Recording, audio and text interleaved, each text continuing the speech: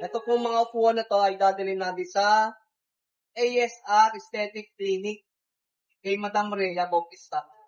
Okay, magandang araw po, Boss Madam. Kay Madam Rhea Bautista, thank you po. Nagpagawa po ulit siya sa amin ng upuan ng nail salon. Ito po, pang manicure at pedicure na upuan.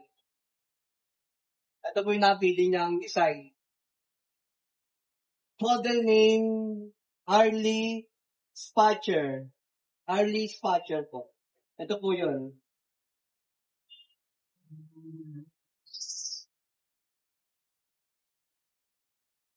Okay po, ito po yung package natin para sa nail salon chair.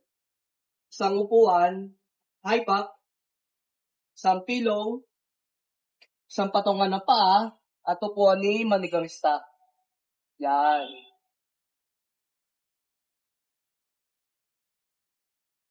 Okay, sukatin natin, no?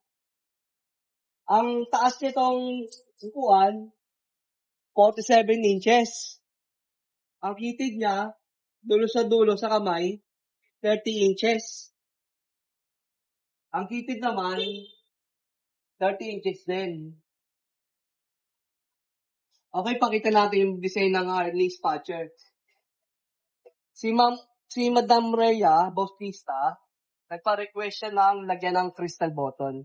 Add price po tayo dito at meron tong mga tufted button. May tayo siya, oh.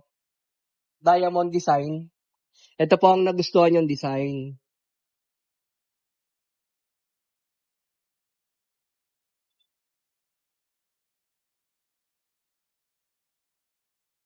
Ito po ang nagustuhan ni Madam Rhea Bautista na design. Ito po ang kamay ng Harley design natin. Pulido, kudrado. Malinis po tignan. Yan. Ang napili niya kulay at tela, canvas fabric. Ito yung napili niyang tela. Canvas fabric. Yan, ang gaganda ng kulay nito, oh. Canvas fabric. Ang napili niyang kulay, green color. NA-17.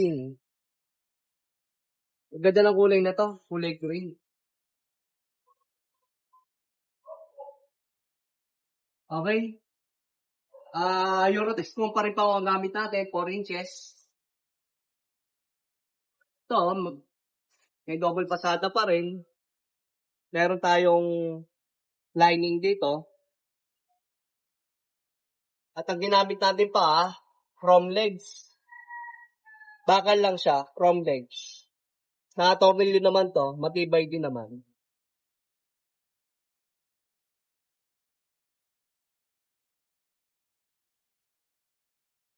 Okay, upuan natin, oh.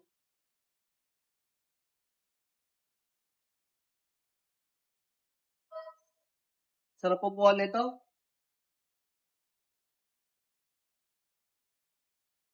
Ganito po kapag meron po nakaupo. Ayan, oh, high back. High back to. Yan, high back siya. Patong po natin paa.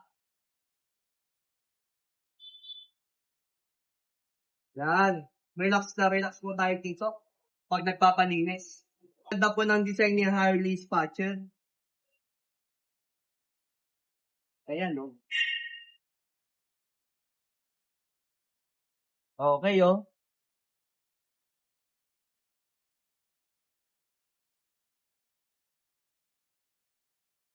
Okay, pakita natin.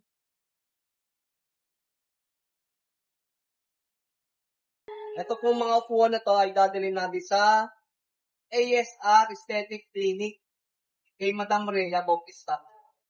Bali, si Madam Rhea Bautista ay nagpagawa na rin po sa atin ng 3 pirasong massage pad.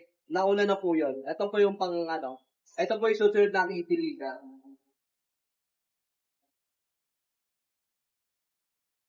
Okay po. Thank you kay Madam Rhea Bautista na nagtitiwala at nagpapagawa sa amin.